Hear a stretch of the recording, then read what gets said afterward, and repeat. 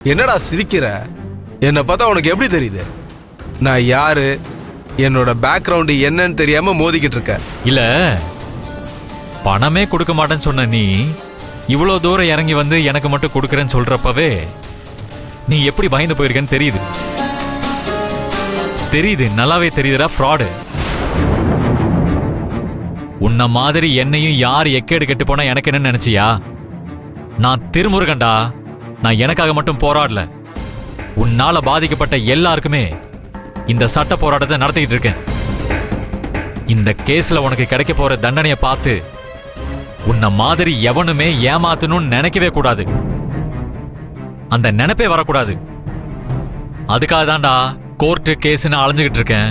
டேய், நான் யாருன்னு தெரியாம என்கிட்ட நீ பிரச்சனை பண்ணிக்கிட்டு இருக்க. என்னோட சுயரூபத்தை காட்ட வச்சிடாத.